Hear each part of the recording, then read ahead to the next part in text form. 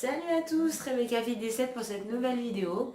Donc, comme je vous disais, ce matin, j'ai été en charge avec l'infirmière qui est venue me couper mes fils qui sont dans la poubelle maintenant, comme j'ai pu vous montrer sur l'autre vidéo. Là, depuis que la vidéo que j'ai tournée, ça va un peu mieux. Je trouve que ça tiraille quand même un petit peu. Elle m'a remis un pansement derrière que je vais vous montrer tout de suite. On va essayer de faire un truc sympathique. Hop, comme ceci. Voilà. Donc, voilà, elle m'a remis un pansement avec de la vaseline en fait. Donc, elle m'a remis un pansement avec de la vaseline pour éviter justement les coups, les blessures et surtout cicatriser les 2 points que vous avez vus sur ma cicatrice avant. Je refais le point avec elle dans 3 jours. Dans 3 jours, je saurai si ça va un peu mieux. Après, tous les jours, il va falloir que je mette de la vaseline ou du Cicalfate, enfin des choses cicatrisantes pour cicatriser plus vite. Comme je vous disais avant, donc voilà, dans quelques jours, donc je vois mon chirurgien le 26 février, donc dans peu de jours, comme vous pouvez voir son calendrier, qui est juste là. Hop. Donc en fait, moi on est le 11, jour des fils enlevés. L'opération a eu lieu le 24 janvier, donc il n'y a pas encore un mois. Moi, je revois le chirurgien dans 1 semaine et demie. C'est-à-dire, on va compter 1 semaine, 2 semaines et 2 semaines et 2 jours. Donc, le 26 à 16h45, j'ai rendez-vous à la clinique Sainte-Marie où j'ai fait mon opération avec le docteur Vidal, qui est un très très bon chirurgien, sincèrement, rien à dire. Quand vous avez le moindre souci, que ce soit au niveau boulot, que ce soit au niveau également questions personnelles, si vous devez prendre l'avion, si tout ça, il est toujours au top et il vous répond dans les minutes qui suivent. Voilà. Donc je comptais vous le conseiller parce qu'il est très bien et puis je vais voir la visite le 26 pour voir si tout va bien, si la cicatrice va bien. Lui va voir, va sûrement me bouger dans tous les sens, ce qui m'angoisse un petit peu, mais bon, c'est pas grave. Et puis, on verra si l'arrêt de travail, on la continue ou pas. C'est-à-dire que moi, je dois reprendre le 24 mars, d'ici, donc j'aurai 2 mois d'arrêt. Je pense que d'ici là, je pourrais reprendre, mais le problème, c'est que je ne peux pas porter. Donc je pense qu'on va avancer encore un petit peu l'arrêt de travail. Je verrai avec mes 2 médecins, donc le docteur Vidal que je verrai le 26 et mon généraliste que je vois demain pour voir qu'est-ce qu'il en pense. Et en fonction de ça, donc nous le lendemain matin, donc quelques heures après avoir vu le chirurgien, nous aurons tout mis dans la voiture pour pouvoir prendre l'avion et nous envoler vers une destination que vous ne saurez pas tout de suite, que je vous laisse découvrir. Au fur et à mesure de mes vidéos, en espérant que tout se passe bien pour moi et que les filles aillent bien, parce qu'elles sont pas mal malades en ce moment et moi aussi. Donc, vous verrez à ce moment-là. Donc, le 26, je vois le chirurgien. Demain, je ferai peut-être une vidéo en fonction d'aller voir mon généraliste, parce que j'ai des choses à lui demander au niveau médicaments et surtout. Comme vous pouvez le voir, je suis enrhumée et ça fait 14 jours que j'ai pas réussi à tomber malade après mon opération et 14 jours après, je tombe malade. Mais bon, c'est pas grave, tout va bien. Et je vais voir si je peux pas me mettre sous amoxicilline là parce que là j'ai la sinusite qui commence à arriver et tout, donc c'est pas top pour moi. On va surtout prendre soin de la cicatrice pendant ces quelques jours. 26 février, comme je vous disais, chirurgien. Et le 27, je vous laisserai découvrir en fonction de Insta, au niveau de mon Instagram, donc Rebecca.fit17, Rebecca.fit17. Et donc vous verrez l'évolution et tout, mon Snapchat que vous avez également en ligne quand je vous mets des vidéos. Je crois que c'est Rebecca2915 pour mon Snapchat. Donc de Snapchat, Instagram, voilà. Et si j'ai le temps, bien sûr, on va essayer de faire des vidéos et que je fasse un montage vidéo, bien sûr qu'avec mon téléphone, parce que l'ordinateur, je vais essayer de ne pas le prendre parce que ça va faire trop lourd pour ma cicatrice. Et donc nous allons prendre l'avion à Orly.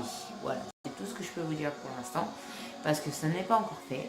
On a réservé, mais tout peut arriver, donc je préfère garder tout en secret. Et je préfère vous laisser découvrir en même temps que moi les choses. Voilà. Je vous ferai une vidéo donc sur Instagram par rapport à ça. Parce que le vol est quand même à 6h50 et donc on va se lever à 3h du matin. Donc je vous dis, on n'est pas couché avant 22h, voire 23h et levé à 3h du matin. Ça va être très très dur, on prend pas le taxi, on prend directement la voiture, c'est Anthony qui va conduire. Les filles vont être capoutes, on verra bien. Moi, avec mon opération du dos, je n'ai pas le droit de porter, donc je vais m'occuper des filles en leur tenant juste la main. Et puis j'essaierai de prendre quand même mon sac à dos. C'est pour ça que je vous dis, je ne vais pas prendre mon ordinateur portable. Je vais prendre mon appareil photo qui va dans l'eau. Je prends mon portable qui va dans l'eau, qui est juste là en train de faire une vidéo. Et je prendrai ma perche à selfie pour pouvoir vous faire des vidéos. Et ensuite, comme j'ai un truc de montage vidéo à l'intérieur de mon portable, on pourra en fonction faire des montages vidéo à l'intérieur de cet endroit où on va. Et j'aurai de la wifi partout. On verra parce que on dit ça, mais je ne sais pas. Voilà, donc en fonction de ça, parce que moi, où on va, mon forfait téléphonique ne fonctionnera pas. Donc je serai en mode avion tout le temps. Donc vous allez suivre sur Instagram. Je vais mettre des choses sur Instagram, mais dès que j'aurai un Wi-Fi, là je mettrai en place ce que j'ai mis 2 ou 3 heures avant. Voilà. Parce que je ne pourrai pas, comme on quitte la France et que voilà, l'endroit où on va n'est pas pris en charge par Free. Voilà. Si vous avez des questions, ah oui, à tous mes abonnés aussi qui sont diabétiques. Si un jour vous arrive de vous faire une opération comme ça, alors l'opération en fait s'est déroulée sans, j'ai pas eu de, comment vous appelez ça, des perfusions, vous savez, avec l'insuline, qui, je sais un nom particulier mais je me souviens plus exactement. Vous avez vous avez une perf à ce moment-là et puis un bloc à l'endroit juste à côté en verre qui délivre de l'insuline parce que vous avez du glucose qui tourne en permanence. Là, comme nous sommes à la clinique et que l'opération dure 1h30 et sincèrement ils m'ont levé tout de suite après, je n'ai pas eu besoin de l'insuline. Alors, je vais vous expliquer. En fait, ils m'ont fait des dextros tout le temps, mais moi, j'avais tellement peur que j'avais préféré être en hyperglycémie qu'en hypoglycémie. Je vous explique. C'est-à-dire qu'avant de partir, ils m'ont fait mon dextro, j'étais à 2,14. Ils m'ont dit, ah, c'est un petit peu haut. J'ai dit, ah, je préfère être en hyper parce que s'il m'arrive un truc, voilà. Ils m'ont dit, il n'y a pas de souci, vous inquiétez pas, on va vous contrôler tout au long de l'opération, etc. Quand je suis rentrée dans ma chambre, l'infirmière de nuit m'a fait mon dextro et je suis passée à 1,60 sans avoir rien manger. Donc vous voyez que quand même l'opération en fait a joué sur mon insuline. En fait, je pense que j'ai dû tellement paniquer que ma glycémie est descendue. Bon, j'étais pas en hypoglycémie, hein, je vous rassure. Mais le truc c'est que, en fait, vous avez eu, j'ai eu une baisse quand même. Donc en fait, comme je ne pouvais pas manger parce que j'étais allongée et vraiment j'avais très mal, ils m'ont ramené mon plat et sincèrement j'avais pas faim. Et je me suis dit si je mange pas et je me pique, vas-y, voilà les hippos. Donc j'ai vu l'infirmière de nuit, je lui ai expliqué que je suis quand même diabétique depuis l'âge de 5 ans et demi, que je sais me gérer. Des fois c'est pas trop bien pris parce que ils pensent tout savoir, mais alors que non. À la base, un diabétique, c'est plus que lui. Après, je vous parle pas des gens que vous avez 2 ans de diabète, vous pouvez pas gérer comme quelqu'un qui a vécu toute sa vie pratiquement avec. Sincèrement, plus vous faites attention à votre diabète, plus vous cicatrisez vite, plus vous pouvez vous faire plein de choses, il n'y a aucun problème de risque. Sincèrement, moi, je vais vous dire un truc. Voilà, j'ai dit à l'infirmière, j'ai dit voilà, j'ai pratiquement rien mangé. Est-ce que ça vous dit de me donner mon insuline lente, donc la Toujeo que j'ai, et que je fasse que ma lampe parce que bah, j'en ai besoin, il faut absolument que je la fasse. La lampe, on est obligé de la faire parce qu'elle dure 24 heures. On est obligé de la faire même si vous êtes malade, etc. Mais bon, vous la diminuez en fonction de ça. La rapide, il faut la faire que si vous mangez. Donc comme je lui ai expliqué, je dis je ne vais pas faire une insuline de rapide alors que je n'ai rien mangé. Elle m'a dit oui, je te comprends très bien, etc. Blablabla. Donc elle m'a donné ma rapide, ma lente et elle m'a mis déjà 24. J'ai dit 24 c'est un petit peu beaucoup parce que j'ai rien mangé. Demain je vais manger mais bon après je préfère me régler au fur et à mesure. Donc, elle m'a redonné mon insuline. J'ai diminué un petit peu quand même parce que j'avais peur d'être en hypoglycémie. Donc, j'ai gardé un morceau de pain que j'avais pas faim, mais j'ai préféré garder un morceau de pain. En fait, je vais vous expliquer pourquoi j'ai pas voulu manger aussi parce que j'avais peur d'aller aux toilettes. Donc, comme la cicatrice, j'avais en plus un brin qui ressortait, comme je vous avais pu voir sur certaines photos de Instagram. J'étais un petit peu en panique. Hein. Et puis j'ai dû faire une vidéo aussi à l'hôpital avec Insta en direct. Après, sincèrement, j'ai ma voisine qui vient de passer, donc regardez pas peut-être. Donc après, sincèrement, le lendemain, j'ai 2 infirmières qui sont venues, elles m'ont fait Madame Vétez, franchement, vous connaissez bien votre traitement, qu'est-ce que vous voulez que je vous dise prenez vos insulines, ça sert à rien qu'on les garde, vous gérez toute seule et puis voilà, basta. J'ai dit, bah voilà, c'est bien, parce que t'es là, t'as ton petit déj, mais t'as pas tes insulines. Je veux bien, après on me donne mes insulines, mais on m'a pas donné d'aiguilles. Donc comment tu fais pour te piquer? Bon, sincèrement, j'avais pris des aiguilles. Je vous dis tout, parce que moi j'avais déjà tout prévu avec moi. Mais comme je suis à l'hôpital et que quand même ma mutuelle et ma sécu payent, ils pouvaient quand même me donner des aiguilles. Hein. On est d'accord. C'est la moindre des choses. Hein. Pour le peu qui se sont occupés de moi, l'infirmière de nuit était adorable, mais les infirmières de jour, exécrables. J'avais l'impression de les faire plus chier qu'autre chose. Quand elle arrive dans ta chambre, bonjour, bon allez, vous allez prendre votre douche et puis je reviens pour le pansement après. Tu la regardes, tu dis, attends, tu te souviens que je suis été opérée hier? Je suis rentrée hier soir, en plus à 17h30, dans ma chambre, 18h. Et il est 10h du matin, là, et tu me dis, va prendre ta douche toute seule?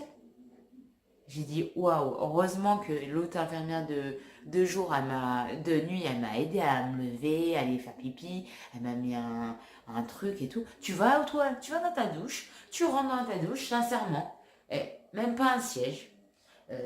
Tu prends ta douche, tu as un redon que tu dois tenir. C'est un truc qui te fait sortir ton sang pour éviter l'œdème, etc.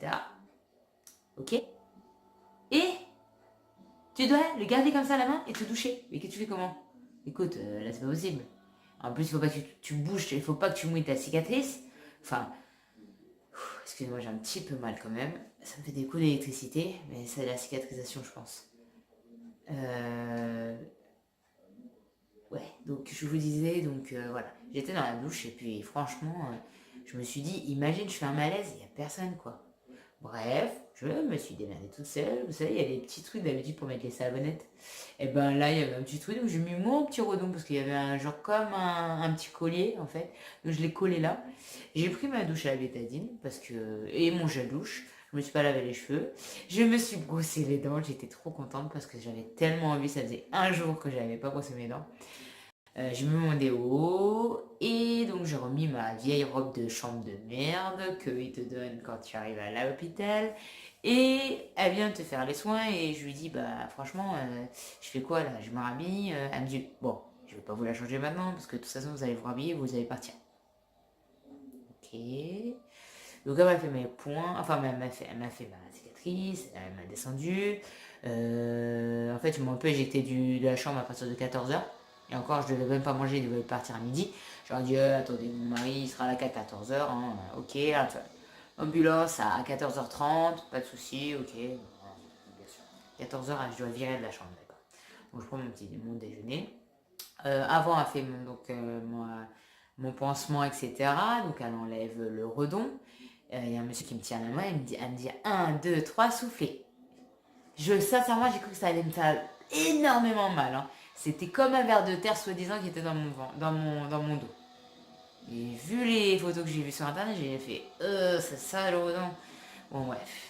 Et sincèrement, j'ai rien senti. Ensuite, après, bah, elle m'a dit, ah, votre cicatrice, elle est déstructurée, c'est horrible, nanana, je vais vous mettre des strips. Quand elle m'a dit ça, j'ai attendu, je me suis calmée. Elle m'a mis mes strips. Après, l'autre, il dit, vous voulez que je prenne en photo? Elle a dit, oh, ça sert à rien, les strips maintenant. Ouais, bon, heureusement qu'il m'a pas pris en photo. Et après, j'ai appelé mon mari en pleurs. J'ai dit, Anthony, ma cicatrice, elle est déstructurée. Qu'est-ce que ça veut dire? Je vais avoir une cicatrice de merde dans le dos, horrible, etc. Je ressemblais à rien cet été, c'est horrible et tout. Enfin, moi et le physique, c'est pas possible, quoi. Et déjà que la césarienne, c'est bon, 2 fois. Le dos, maintenant. Et quoi, la prochaine fois, les jambes. Bon, jamais 203, ça y est, c'est bon. Les 3 sont passés. Et donc je me vois un message, un mail à mon chirurgien, il était mort de rire.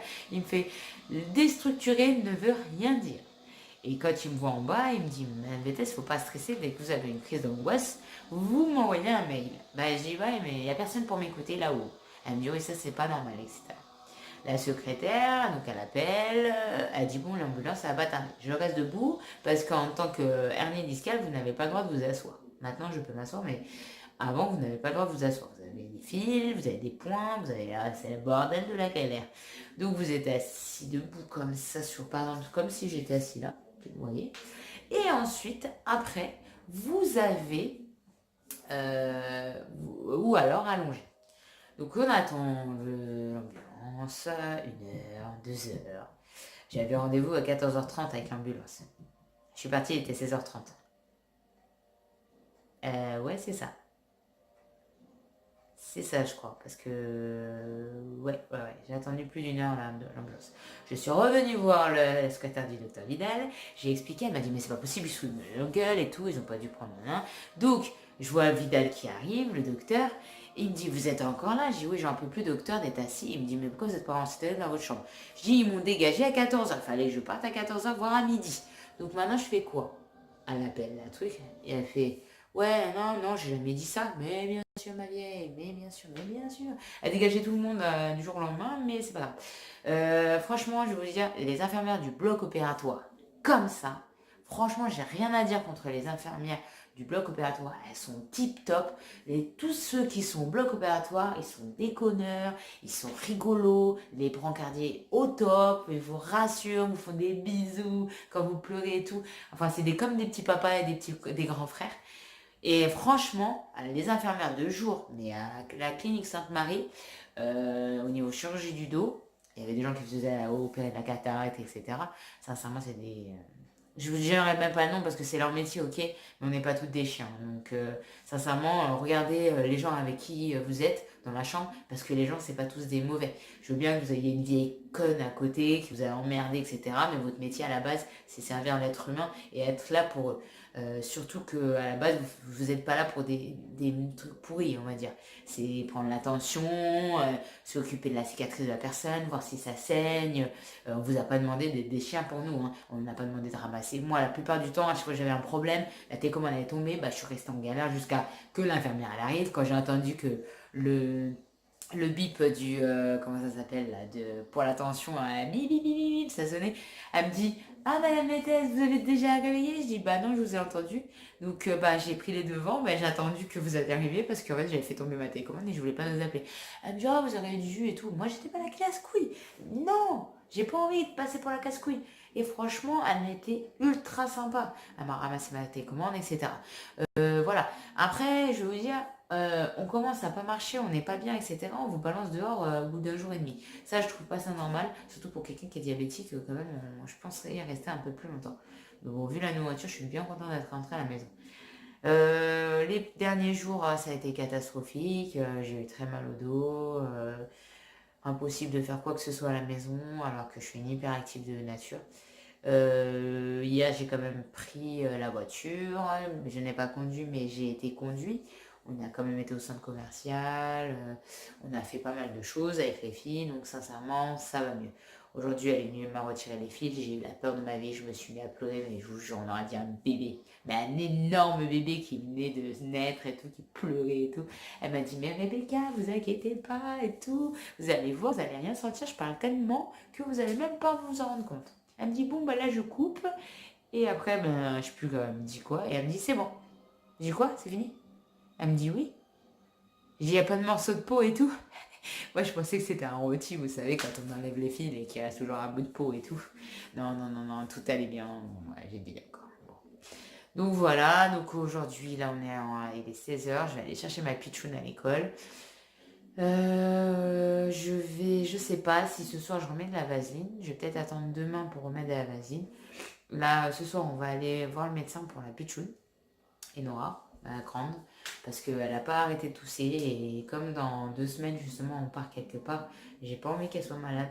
Et j'ai pas envie de partir avec 14 000 médicaments, mais je vous raconte pas déjà, j'ai déjà pris la Advil, le Doliprane, l'Aérus, parce elle a les allergies. Comme là, vous pouvez voir, c'est déjà préparé pour quand elle va rentrer de l'école, son anti-allergique, son anti-asthme, etc. Mais j'ai pris aussi la cortisone au cas où elle me fasse une angine, et aussi un truc d'antibiotique au cas où les deux soient malades. Mais bon, comme on reste qu'une semaine à cet endroit-là, je me dis, au pire, j'en ai d'autres à la maison. Mais je préfère qu'elle aille voir le médecin, comme ça, si on peut régler le problème avant de partir, ça sera mieux. Elle a peut-être qu'une rhinopharyngite ou une laryngite. En tout cas, ça lui pique dans la gorge, etc. Moi, demain, je vais voir mon médecin. J'ai déjà fait toute la liste ici sur le frigo de ce que je voulais, avec des choses pour la petite, du Doliprane, de l'Icidine, et puis des choses pour éviter les poux. Mais ça, je vous en parlerai plus tard, des doses homéopathiques. Et en même temps, je lui demanderai du clamoxyl pour mon nez et de la cortisone. Même si les diabétiques n'ont pas le droit, là, je suis tellement malade qu'il faut que ça soit régulé à la fin de la semaine. Il faut plus que je sois malade. Et si j'arrive à trouver une pharmacie qui vend du nez-gorge de chez Phytosun, ça m'arrangerait. Parce que là, les 2 pharmacies à côté de chez nous, à Jules Moutier, c'est une catastrophe. Ils ne travaillent pas du tout avec ce labo-là. Ça ne va pas du tout. Ni Solgar. Alors attendez là. Moi, je vous dis un truc. Ça prend 5 minutes de revendre du Solgar comme ça, vitamine D à croquer. La vitamine D à croquer. Les enfants, ils adorent ça. Arrêtez de le vendre en gélule. Enfin bon, les pharmacies qui m'entendent, s'il vous plaît, arrêtez. Prenez des trucs en comprimé, ça se donne facilement. Le gamin, il mange ça, c'est arôme banane, fraise. Il le croque, ils adorent ça. Même maman demande et elle me dit, maman, on n'en a plus, donc je suis obligée de passer à Bian Enfant, qui est dégueulasse, de chez Bian, Lactibian Pilège. Franchement, les gélatines, elles sentent pas bon. J'espère qu'elles sont bonnes parce qu'il y a de la vitamine D et de l'oméga 3, c'est bon pour le cerveau, tout ça. Mais mes vitamines D, j'en suis sûre que j'en ai plus dans le Solgar que dans le truc. Et en plus, j'avais 100 comprimés, là j'en ai que 20. Donc vous imaginez, à 2, ça va très vite. Bon voilà. Donc je vous tiendrai au courant demain et je vais vous envoyer